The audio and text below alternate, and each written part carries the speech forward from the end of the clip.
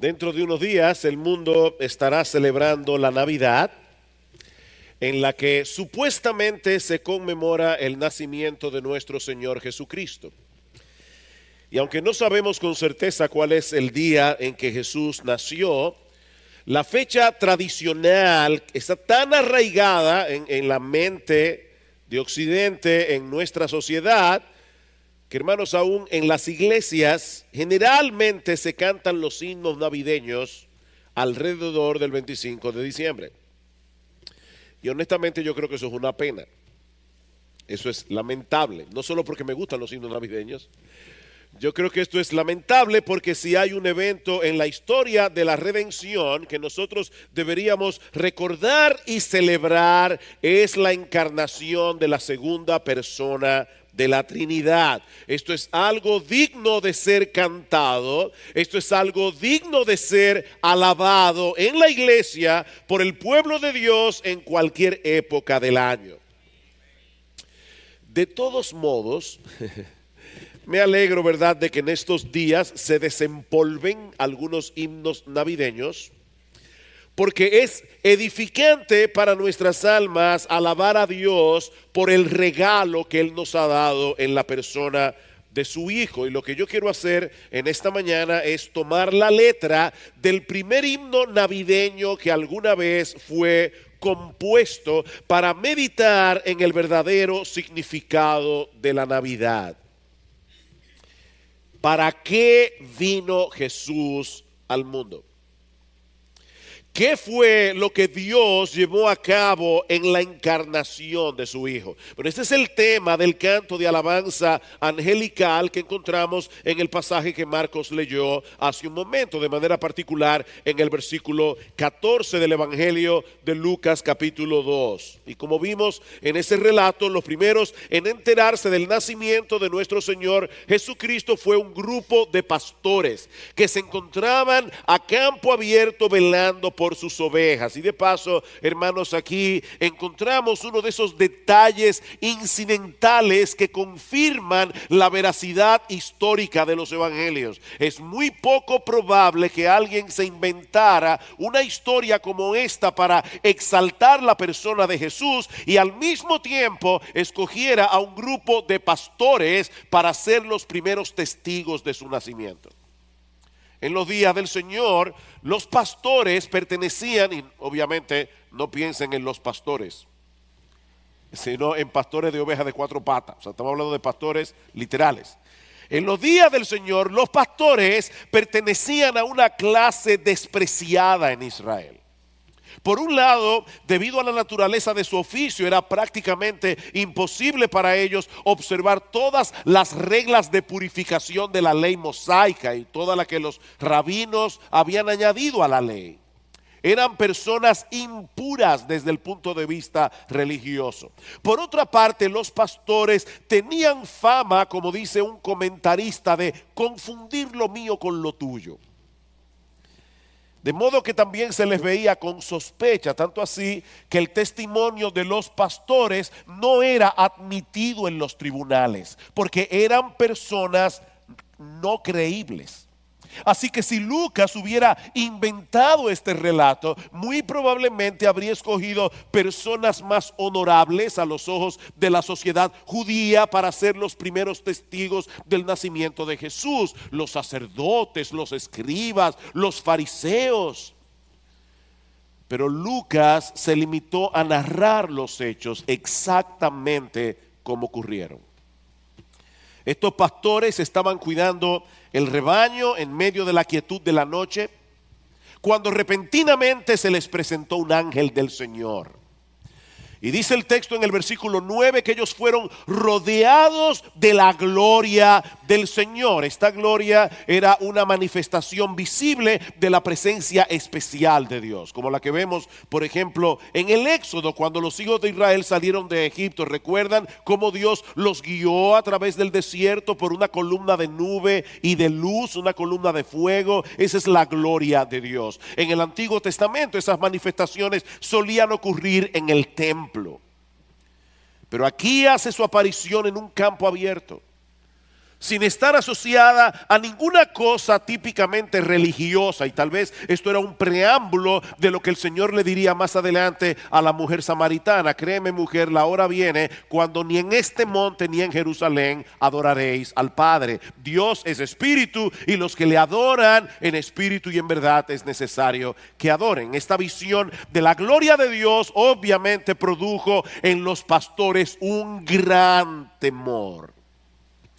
Pero el ángel les dice que no había razón para temer, porque él había venido a traerles una noticia, él había venido a traerles un mensaje de gran gozo, que os ha nacido hoy en la ciudad de David un Salvador, que es Cristo el Señor. Y yo no sé si notaron en el texto completo que Marcos leyó al principio, el énfasis que hace Lucas en tratar de ubicar este día y este lugar en la historia. Fue en los días cuando se hizo un censo promulgado por Augusto César, cuando Cirenio era gobernador de Siria. O sea, lo que Lucas nos está diciendo es, esto no es un mito, esto no es una leyenda. Jesús no nació en Narnia, Jesús nació en Belén, una ciudad real, en un tiempo real.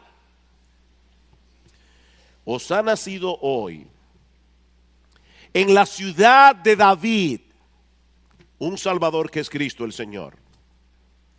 El Mesías anunciado por los profetas, el gran rey que habrá de sentarse en el trono de David, ha nacido en la ciudad de Belén. Y esto servirá de señal, le dice el ángel a los pastores.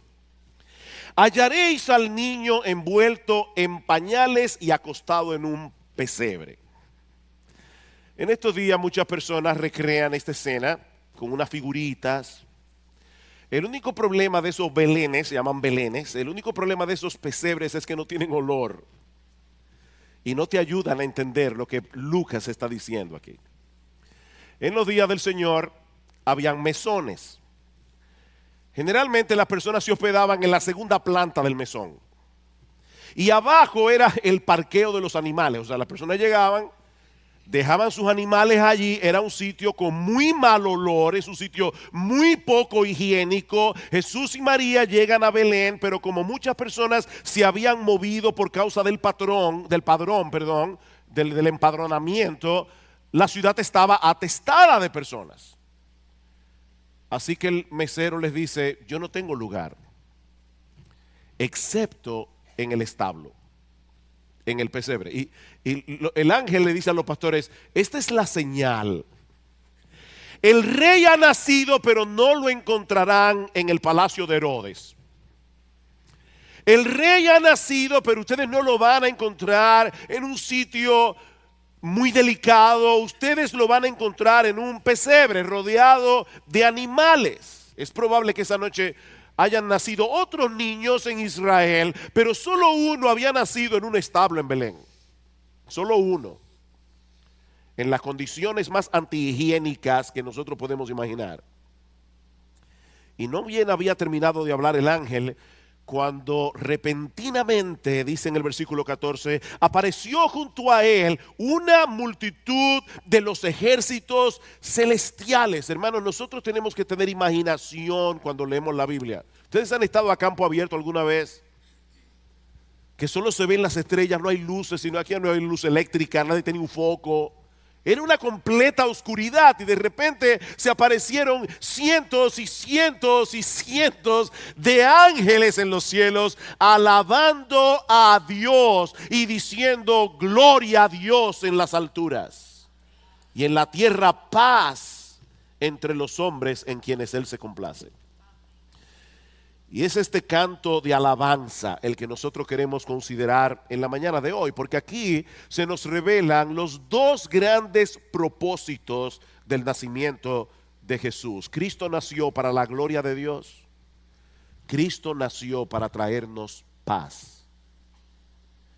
Nosotros recibimos un beneficio extraordinario por causa de su nacimiento, pero el foco primario de este cántico de alabanza es la gloria de Dios, no nuestro beneficio. Gloria a Dios en las alturas y en la tierra paz entre los hombres en quienes Él se complace. Mis hermanos y amigos que están aquí de visita en esta mañana, si nosotros queremos entender apropiadamente el significado de la Navidad, debemos tomar la gloria de Dios como punto de partida. Como bien ha dicho alguien, nosotros no podemos apreciar realmente lo que significa el nacimiento de Cristo para los hombres, a menos que apreciemos primero lo que significó ese evento para Dios mismo. Cristo nació para la gloria de Dios. Ahora, ¿qué significa eso? Porque los cristianos hablamos continuamente de que debemos hacer todas las cosas para la gloria de Dios. Y citamos ese texto conocidísimo del apóstol Pablo en 1 Corintios 10:31. Si pues coméis o bebéis o hacéis cualquier otra cosa, hacedlo todo para la gloria de Dios. Pero ¿qué significa eso en un sentido práctico? ¿Cómo podemos nosotros glorificar a Dios?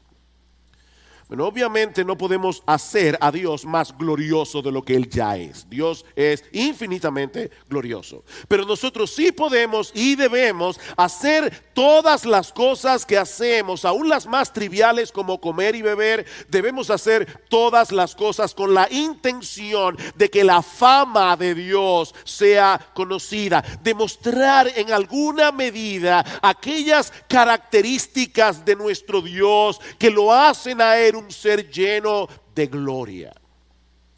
Dice el salmista en el Salmo 19 que los cielos cuentan la gloria de Dios. Así como la genialidad de un artista se conoce por sus obras, la gloria de Dios se manifiesta claramente a través de todas las cosas que Él ha hecho. Ninguno de nosotros llegó a conocer a Rembrandt o a Miguel Ángel o a Leonardo da Vinci, pero sí hemos visto a través de sus obras la increíble capacidad artística que cada uno de estos hombres tenían. Bueno, lo que el salmista nos está diciendo, hermanos, es que en un sentido infinitamente mayor, nosotros vemos un despliegue de la gloria de Dios a través de todas las cosas que Él ha hecho. Las huellas digitales de Dios están impresas a través de toda la creación. Si una persona observa el universo sin prejuicio, debe llegar a la conclusión de que Dios existe. Debe llegar a la conclusión de que Él es un Dios muy sabio, de que Él es un Dios muy poderoso, de que Él es digno de honor, de que Él es digno de alabanza, de que Él es digno de adoración. Pero mis hermanos amados, de todas las cosas que Dios ha escogido para mostrar su gloria, ninguna es más extraordinaria. Ninguna es más elocuente que el nacimiento de nuestro Señor Jesucristo. No existe ninguna cosa creada, no existe ningún evento en la historia que se pueda comparar siquiera con este portento que sucedió en Belén. El Dios Todopoderoso, el creador del universo, aquel que sostiene las galaxias, decidió asumir una naturaleza humana semejante en todo a la nuestra, excepto que Él no tenía pecado, para redimirnos del pecado. Y todo eso sin dejar de ser Dios.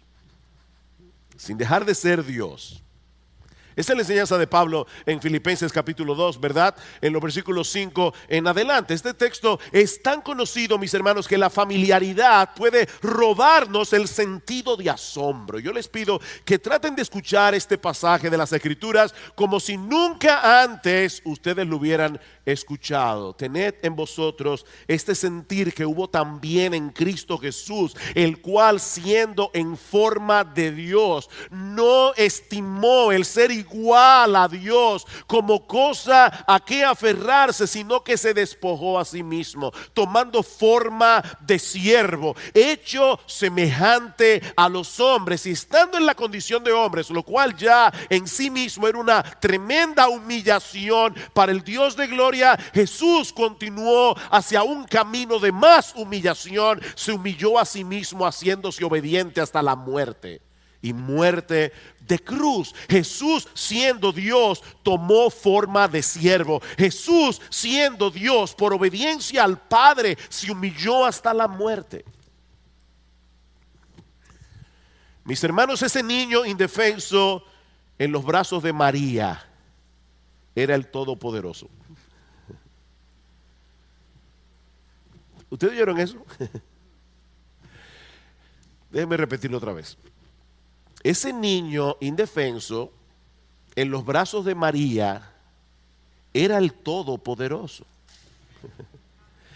Dios y hombre a la vez, al mismo tiempo, sin que su divinidad lo convirtiera en un superhombre y sin que su humanidad rebajara en nada todo lo que él era como Dios. Un autor de libros devocionales llamado Ken Gire lo pone de una manera que yo no puedo hacerlo, no tengo esa capacidad, pero él dice: la deidad vino a ser alimentada por el seno de una joven doncella. ¿Puede haber algo más misterioso o más profundo? El bebé termina de comer y suspira. La palabra divina reducida a unos pocos balbuceos. Entonces, por primera vez, sus ojos se fijan en su madre, la deidad esforzándose por enfocar. Ella toca sus manos pequeñitas y las manos que una vez esculpieron las montañas tratan de aferrarse a sus dedos. ¡Wow!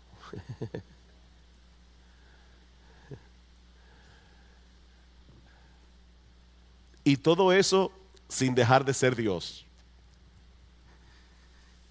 Eso es lo que Pablo está diciendo en Filipenses 2. Mis hermanos, eso es lo que hace más sorprendente el sacrificio de nuestro Señor Jesucristo, que Él tuvo en todo momento a su disposición sus atributos divinos. Nunca dejó de tenerlos, pero decidió no usarlos.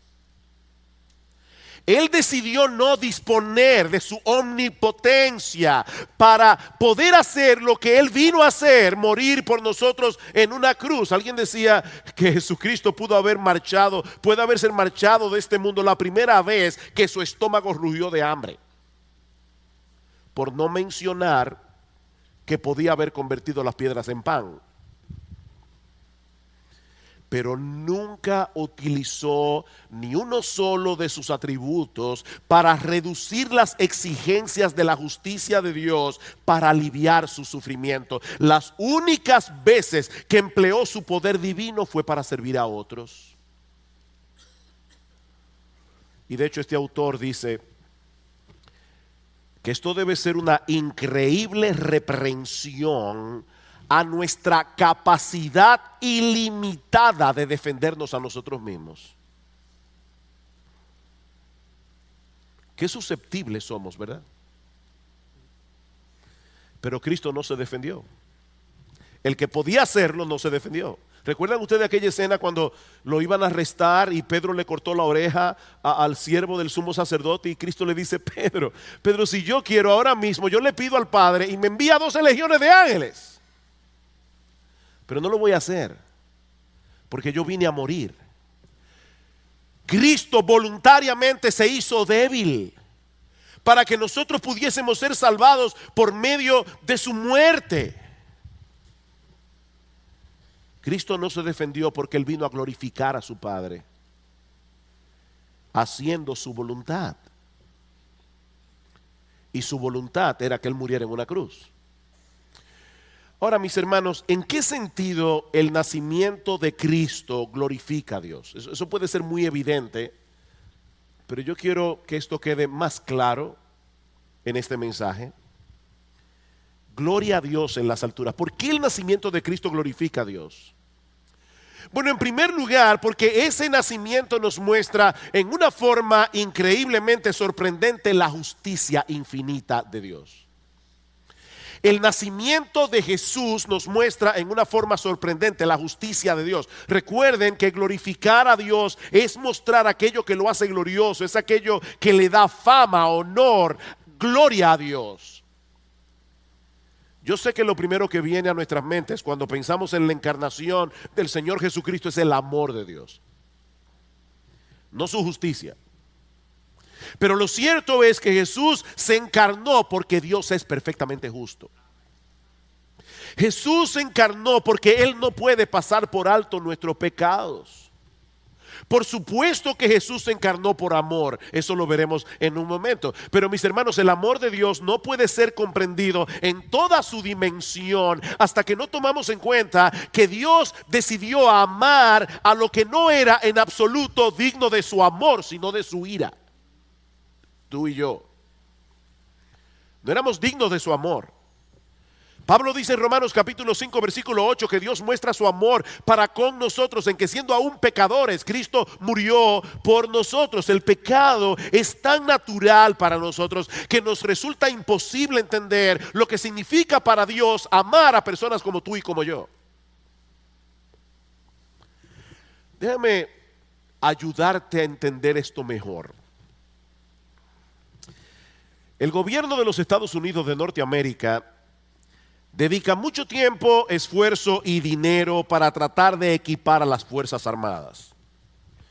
Obviamente con el propósito de defender la nación, tanto de agresiones externas como de agresiones internas. Ahora, imagínate qué sucedería si se descubriera que una división completa del ejército ha estado usando todos los recursos que el gobierno norteamericano le ha provisto para ayudar a Al Qaeda a planificar un ataque letal contra los Estados Unidos. Bueno, seguramente todos los implicados en el complot serían juzgados por alta traición, serían castigados con la pena máxima. Mis hermanos, eso es exactamente lo que el hombre ha hecho con su hacedor. Dios nos creó, Dios nos equipó para que nosotros pudiéramos vivir para su gloria. Él nos dio una mente para pensar, para que nosotros podamos entender su palabra, para que nosotros podamos entender quién Él es, lo que Él ha hecho. Dios nos dio un corazón para sentir, una voluntad para decidir, una boca para alabarle. Pero el hombre ha corrompido esos dones, el hombre ha corrompido todas esas capacidades, usándolos para su propia gloria, usándolo para su propia agenda, para mostrar a todo el mundo la increíble persona que nosotros somos. Vivimos para nuestra fama, no para su gloria. Vivimos para nuestra honra, no para la suya. ¿Y saben lo que es eso, mis hermanos? Una terrible y blasfema traición. El hombre es un traidor, el hombre es un transgresor, el hombre es un pecador culpable que merece el infierno. Eso es lo que tú y yo somos por naturaleza. Pero fue precisamente por eso que Cristo vino al mundo. Él vino a buscar y a salvar lo que se había perdido. Él vino a reconciliar al hombre con Dios a través de su propia muerte, asumiendo nuestra culpa. Él vino a restaurar nuestras personalidades dañadas por el pecado, para que podamos cumplir, aunque todavía en una forma imperfecta, el propósito para el cual fuimos creados: glorificar a Dios y gozar de Él por siempre. Dice Pablo en Tito capítulo 2 versículo 14 que Cristo se dio a sí mismo por nosotros para redimirnos de toda iniquidad y purificar para sí un pueblo propio celoso de buenas obras. Esa fue la buena noticia que los ángeles proclamaron aquella noche a los pastores: que os ha nacido hoy en la ciudad de David un Salvador, que es Cristo el Señor. Él vino a salvarnos porque estábamos perdidos, porque estábamos condenados, Es por eso que al pensar en la Navidad, mis hermanos, nuestro foco de atención no debe ser el pesebre en Belén.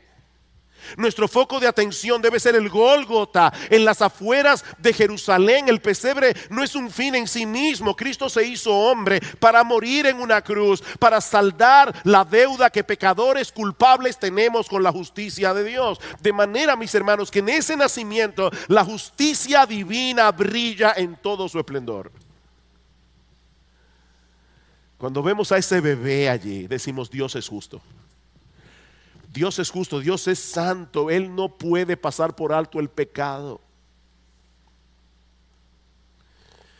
Pero por el otro lado, obviamente, el nacimiento de Cristo es un despliegue extraordinario de la bondad, la compasión, la misericordia, el amor de Dios. Porque de tal manera amó Dios al mundo, que ha dado a su Hijo unigénito, para que todo aquel que en Él cree no se pierda, mas tenga vida eterna. Dios, el Padre, amó tanto al mundo que estuvo dispuesto a desprenderse de lo que Él más ama para salvar a ese mundo traidor.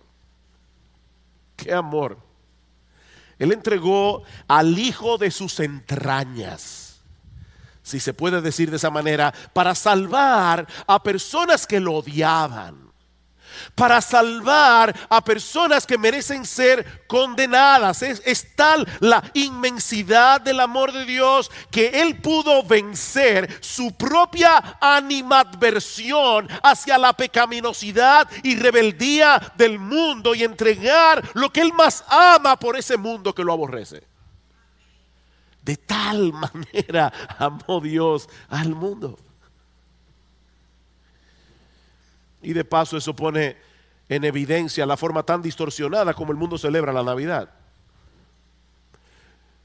Supuestamente estamos celebrando en estos días el nacimiento de aquel que vino al mundo para redimirnos del pecado, para que nosotros pudiéramos cumplir el propósito de nuestra existencia. Recuerden, glorificar a Dios y gozar de Él por siempre. La Navidad nos recuerda que algo anda mal en el hombre, porque en vez de vivir para la gloria del Dios que nos creó, nosotros hemos decidido vivir para nosotros mismos. La pregunta es: ¿cómo se supone que nosotros deberíamos celebrar ese evento a través del cual Dios vino a corregir ese mal? ¿Acaso no es cierto que la Navidad es uno de esos periodos del año en el que más claramente se apela a la codicia del hombre? En el que más se apela al egoísmo humano. La gloria de Dios tiene muy poco que ver con esa celebración. Y de hecho, aún aquellos que critican el materialismo de la temporada navideña, ¿qué nos ofrecen a cambio? Que pasemos tiempo con la familia, que pensemos en los más desposeídos. Y eso está bien. Eso no está mal en sí mismo. Pero ninguna de esas cosas toca el nervio central del nacimiento de Cristo. Ninguna de esas cosas. Tan pronto nosotros ponemos al hombre en el medio del escenario, ya perdimos el foco. Perdimos el foco porque nosotros no somos los protagonistas de esta historia. El papel protagónico le pertenece únicamente a nuestro bendito Dios, que creó todas las cosas para su gloria. Así que si alguien te pregunta para qué vino Cristo al mundo, respóndele de inmediato: Él vino para la gloria de Dios. Él vino para la gloria de Dios. Él vino para hacer brillar como nunca antes la melodiosa armonía que solo puede producir la combinación de la justicia y el amor de Dios. Me encanta ese salmo que dice: la justicia y la paz se besaron. La justicia y la paz se besaron. Eso fue lo que ocurrió en la cruz del Calvario. Y eso nos lleva al segundo aspecto del nacimiento de Cristo. Él vino al mundo para la gloria de Dios. Él vino al mundo para traernos paz, por la buena voluntad de Dios. Nació para la gloria de Dios, para traernos paz. gloria a Dios en las alturas y en la tierra paz entre los hombres. Nosotros no tenemos que escoger entre una cosa y la otra, porque una cosa sucede por causa de la otra. Noten una vez más el versículo 11 del capítulo 2. Os ha nacido hoy. ¿Vieron eso? El ángel no le dice a los pastores: les tengo una buena noticia, le nació un niño a María. No. La buena noticia es que ese niño había nacido para ellos. Os ha nacido hoy. Para ustedes y para nosotros, obviamente.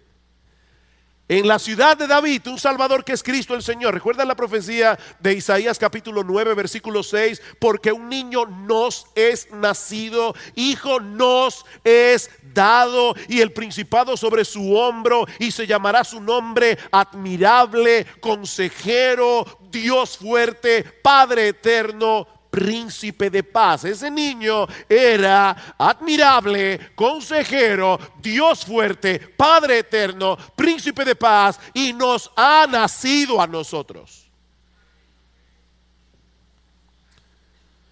Él es el príncipe de paz que vino a traernos paz. Lo dilatado de su imperio y la paz no tendrán límite, dice el versículo 7 de Isaías capítulo 9, perdón. Y la Biblia de las Américas lo traduce de esta manera: el aumento de su soberanía y de la paz no tendrán fin. El Señor Jesucristo vino a ofrecer una paz verdadera y permanente, porque es una paz que no depende de nuestras circunstancias. Es una paz que depende del hecho de que nosotros hemos sido reconciliados con Dios. ¿Qué tipo de paz es esta? Es la paz con Dios que nos permite experimentar la paz de Dios. Es la paz con Dios que nos permite experimentar la paz de Dios. ¿Tú escuchaste eso, mi amado hermano? Mi amada hermana. Cristo vino al mundo para que nosotros podamos disfrutar de esa paz con Dios que trae como resultado experimentar en nuestros corazones la paz de Dios. Varias veces en el Nuevo Testamento se dice que nuestro Dios es el Dios de paz. Y ese Dios de paz envió a nuestro Señor Jesucristo al mundo a morir por nuestros pecados, para que ahora podamos ser perdonados, para que podamos ser declarados justos en la presencia de Dios, sobre la base de la justicia perfecta de Cristo, sobre la base de la justicia perfecta de su Hijo. Hemos dicho esto muchas veces desde este púlpito, lo vamos a seguir repitiendo una y otra vez. Mis hermanos, la salvación es por obras, pero no por la tuya, sino por la de Él. Él hizo todo lo que había que hacer para que nosotros pudiéramos ser reconciliados con Dios sin que tengamos que obrar. Romanos capítulo 5 versículo 1. Hemos sido justificados por la fe, dice Pablo, y ahora tenemos paz para con Dios por medio de nuestro Señor Jesucristo. Por causa de la obra redentora de Jesús, Dios dejó de ser nuestro enemigo, Dios dejó de ser nuestro juez y ahora es nuestro Padre. Su ira fue removida. Nuestra rebeldía fue conquistada, para que ahora podamos disfrutar de paz con Dios. Ya no somos enemigos, somos sus hijos. Y una de las cosas extraordinarias que Dios hace con sus hijos es permitirles disfrutar de su paz independientemente de las circunstancias a nuestro alrededor. Cristo dijo a sus discípulos la noche antes de su crucifixión: la paz os dejo, mi paz os doy. ¿Cómo estaba Cristo la noche antes de su arresto? ¿Estaba sufriendo taquicardia? ¿Estaba angustiado? ¿Estaba lleno de ansiedad? Mi paz os doy, no os la doy como el mundo la da. No se turbe vuestro corazón, le dice a los discípulos, ni tengan miedo. Todas las promesas de Dios ahora son nuestras, mis hermanos. ¿Saben por qué? Porque Cristo es nuestro. Os ha nacido hoy. Ese es el aspecto de la paz que el mundo no puede entender. No se puede disfrutar de paz mientras estemos separados del Dios de paz. No se puede. Eso no se resuelve con ansiolíticos. No se puede disfrutar de paz separados del Dios de paz, mientras el hombre continúe viviendo para su propia gloria en vez de vivir para la gloria de Dios. Es completamente imposible que experimente paz. Por eso les decía hace un momento que nosotros no tenemos que escoger entre estos dos propósitos en lo tocante a la venida de nuestro Señor Jesucristo: la gloria de Dios o la paz de Dios. No, es la paz de Dios en la gloria de Dios. Es la gloria de Dios en nuestra paz. Dios es glorificado, nosotros somos bendecidos por la venida del Salvador. Ahora vivimos para su gloria y disfrutamos de su paz.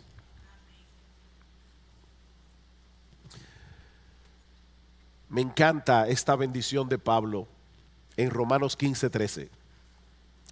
Y el Dios de esperanza os llene de todo gozo y paz en el creer. El Dios de esperanza os llene. La Biblia usa la palabra llenar para hablar de algo que nos controla. El Dios de esperanza os llene de todo gozo y paz en el creer, para que abundéis en esperanza por el poder del Espíritu Santo.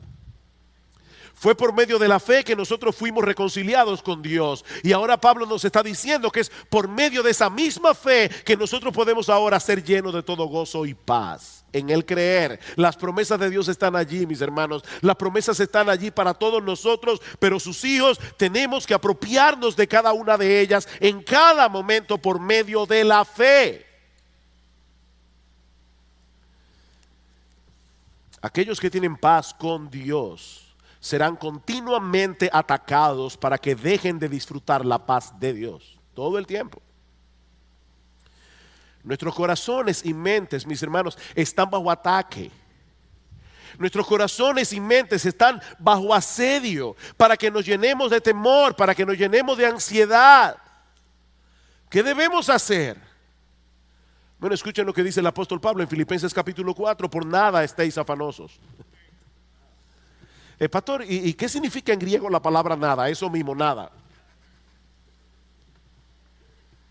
Por nada estéis afanosos, sino sean conocidas vuestras peticiones delante de Dios en toda oración y ruego con acción de gracias, y la paz de Dios, que sobrepasa todo entendimiento, guardará vuestros corazones y vuestros pensamientos en Cristo Jesús. La paz de Dios. No la paz que Dios da, simplemente. Es la paz que tiene Dios, es la paz que caracteriza a Dios. Dios vive en paz. Y Él dice: esa paz los guardará, los protegerá como un ejército a vuestro alrededor.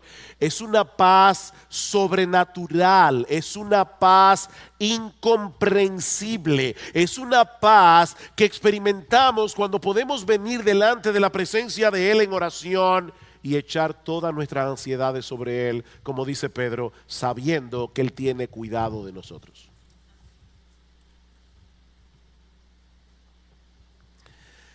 Pero hay algo más en este texto, en este cántico, que no podemos pasar por alto. Los ángeles dan gloria a Dios porque ha traído paz en Cristo sobre aquellos que Él ha hecho soberanamente objeto de su favor. ¿Vieron eso en el texto? Los ángeles no cantaron esa noche: gloria a Dios en las alturas y paz a los hombres de buena voluntad. El hombre es tan antropocéntrico, el hombre está tan centrado en él mismo, que hasta cambió la Biblia para favorecerse. Paz a los hombres de buena voluntad. ¿Y dónde están esos hombres? En ninguna parte, porque no existen hombres de buena voluntad.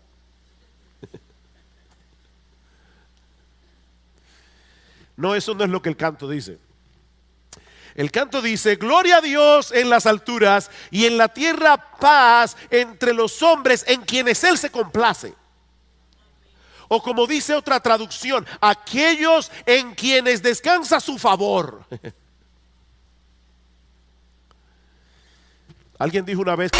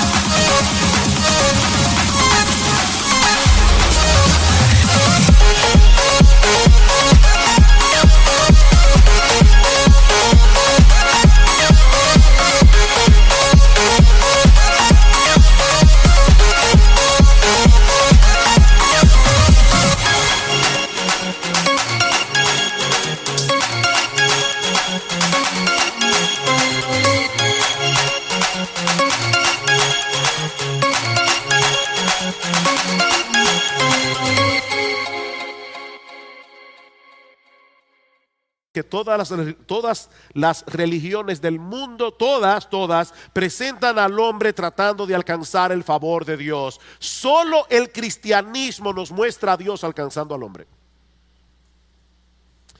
Por eso los ángeles no exaltan la buena voluntad del hombre. Los ángeles exaltan la buena voluntad de Dios. Mi amigo, de no haber sido por la iniciativa de Dios, no habría evangelio que predicar. Spurgeon, con su agudeza, y yo sé que para algunos que no están tan versados en teología, probablemente esto no va a ser entendido del todo, pero para beneficio de otros, Spurgeon decía: los ángeles no eran arminianos. No eran arminianos que colocan en las manos del hombre la salvación.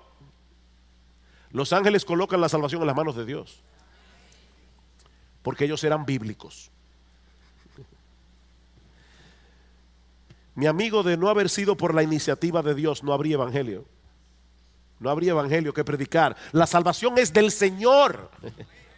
Él la diseñó, Él la llevó a cabo, Él la aplica con el poder de su Espíritu en los corazones de aquellos en quienes Él se complace. ¿Y por qué se complace en ellos? Por su pura gracia.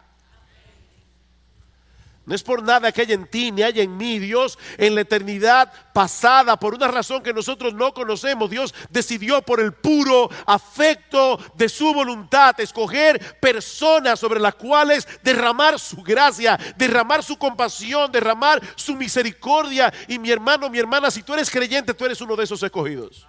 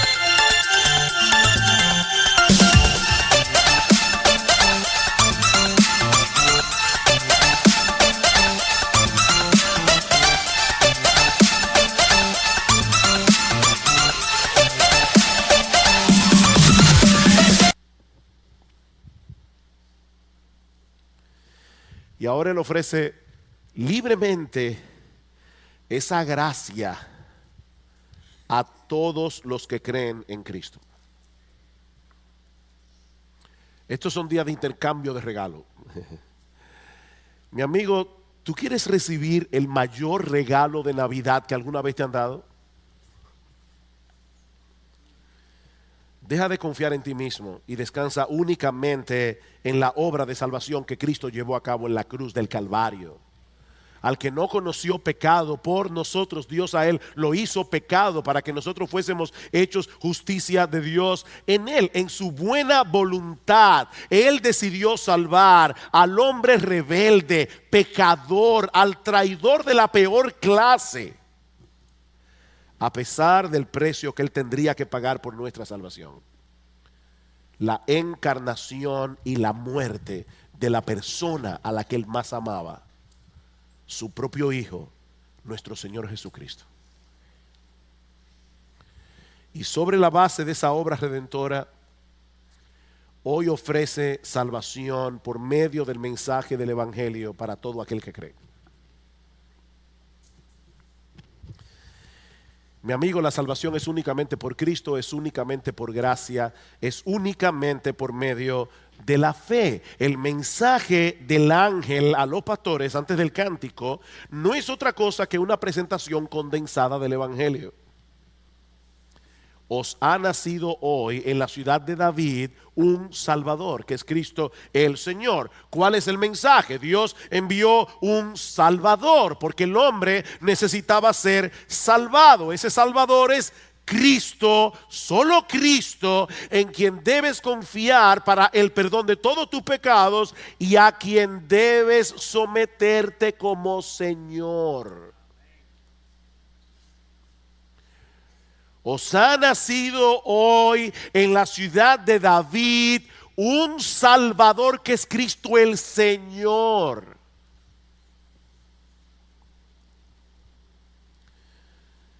En ningún otro hay salvación, dice Pedro en Hechos 4:12.